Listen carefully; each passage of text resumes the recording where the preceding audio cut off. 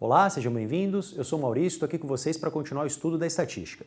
Na aula passada eu trouxe para você essas três populações aqui de dados e a gente tinha verificado que essas três populações tinham a mesma média, mediana e moda. E embora eles tivessem esses três valores idênticos, a gente consegue perceber aqui de maneira bastante simples que elas são bem distintas, né? Aí começou a fazer sentido a gente pensar em outras medidas que eram as medidas de dispersão. Naquela ocasião eu te falei da amplitude e da distância interquartil, tá bom?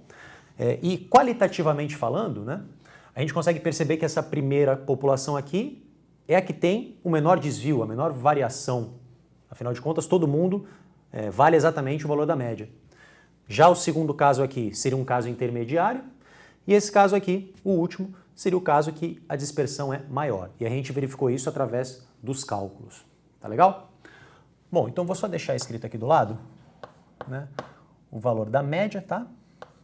Vamos continuar a estudar esse assunto. Bom, é evidente que medidas de dispersão, né, não se tratam apenas de amplitude e distância interquartil. Tem várias outras coisas que eu posso falar sobre isso. O primeiro deles fala de desvio. Bom, e essa palavra aqui já é bastante explicativa, né? O que seria o desvio?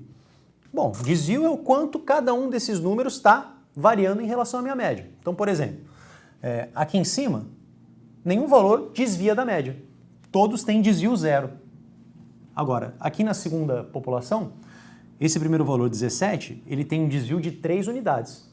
Afinal de contas, a média é 20. Tá? Então, o desvio é a diferença entre o valor que eu estou considerando e a média da minha população. Tá certo? Então, eu chamo assim, ó, eu vou chamar o desvio I seria o valor desse meu elemento que eu estou considerando menos a minha média. Tá certo? Não precisa se prender muito às fórmulas, tá? O importante é você lembrar que é a diferença entre o valor e a média. Então, nesse caso, ó, o primeiro desvia menos 3, o segundo desvia menos 2, o terceiro desvia menos 1. Esses 4 termos aqui desviam 0, o 21 desvia 1 positivo, o 22, 2 e o 23, 3. Tá legal? Bom, então repara aqui, aqui não tem desvio algum, aqui alguns desviam e outros não, e aqui também, tá? Embora o 0 desvie mais do que os outros de cima, né? O 0 desvia menos 20, enquanto 40 desvia mais 20. Bom, agora, não faz muito sentido analisar um valor sozinho na população. O legal é eu avaliar todo mundo junto. Então você poderia sugerir, Maurício, então vamos fazer um desvio geral? Vamos somar todos os desvios. Aí eu vou ter um desvio da população. Só que se você vier aqui e somar todos os desvios, né, você pode até fazer a continha aí. Você vai ver que a soma de todos os desvios é 0. Né? Afinal de contas, isso é uma propriedade da média aritmética. Tá? Se eu somar todos os desvios aqui, ó, vem para o exemplo do meio. Menos 3, menos 2, menos 1, tem aqui 4 zeros, depois 1, 2 e 3. Se eu somar todo mundo aí, zerou.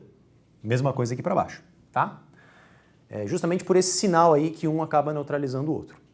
Então, o que começa a fazer sentido agora? Em vez de eu pensar em desvio, eu vou pensar em desvio absoluto.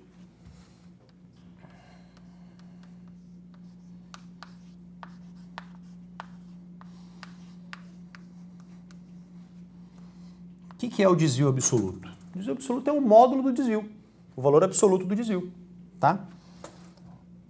Vou usar aqui a letra D maiúscula, tá?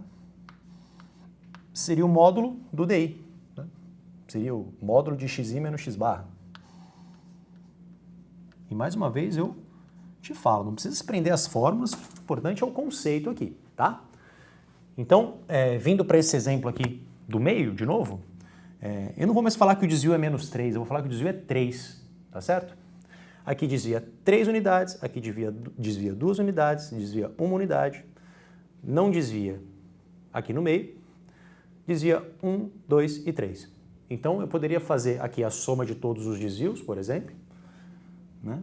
Aí eu vou ter uma ideia melhor sobre a minha população, tá? Se eu somar todos os desvios absolutos nessa população e na última população, eu vou ter um maior desvio global, digamos assim, nessa terceira população aqui, tá? Então, o que eu vou fazer aqui? Eu vou chamar de desvio médio.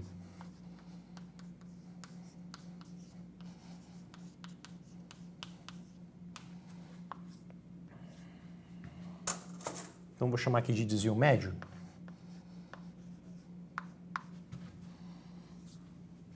Vai ser a soma de todos os desvios absolutos dividido pela quantidade de valores que uma população tem.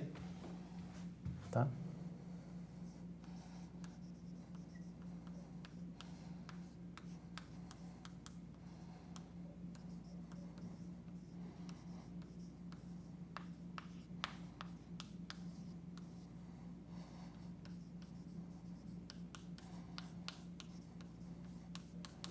Vamos fazer uma continha aqui, né? Vamos escrever um pouquinho, ó.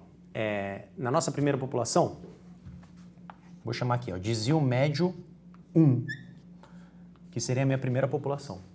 Bom, aqui eu não tenho desvio em nenhum termo aqui da minha população. Então, a soma de todos os desvios absolutos é 0.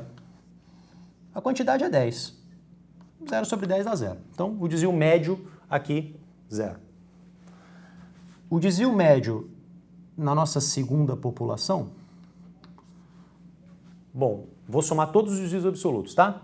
Então, 3 unidades, 2 unidades, 1 unidade, 0, 1, 2 e 3, então vai dar 3 mais 2 mais 1, 6, 6 mais 6, 12. 12 sobre 10, desvio médio 1,2. Tá? E finalmente aqui, no nosso último exemplo, vou somar todos os desvios absolutos, tá? Então, esse 0 desvia 20, o 18 desvia 2, o 19 desvia 1. 20 mais 2 mais 1 vai dar 23. 23 para cá e 23 para cá também, né? Porque o 40 desvia mais 20, o 22 desvia 2, 21 desvia 1. Então, 23 mais 23, 46 sobre 10 dá 4,6. Tá legal? Bom, gente, é isso aí. Esse aqui é o nosso desvio médio. Repare que é uma informação que não é difícil de a gente obter, né? Então, imagina que você tem uma tabela aí com 10 mil números. Para a gente calcular esse desvio médio, basta a gente fazer, primeiramente, a soma desses 10 mil valores e dividir por 10 mil para a gente obter a média, e depois ir computando todos os desvios, somar os valores absolutos e dividir pela quantidade. Então, é algo que não tem um custo computacional muito alto. Isso não envolve a ordenação dos valores. Tá? Você deve estar lembrado que quando a gente ia achar a mediana dessa tabela, isso envolvia um custo grande, que a gente tinha que ordenar todo mundo para olhar quem era o termo central ou os dois centrais. Tá? Agora, é evidente que quando eu estiver falando de medidas de dispersão, eu não vou estar me referindo apenas a essas daqui, que a gente falou hoje na aula passada. Existem outras duas que são muito comuns por aí, que são a variância e o desvio padrão, que inclusive tem muitas outras aplicações aí pela frente. Tá legal? Só que isso é tópico para a próxima aula. Te espero lá. Até!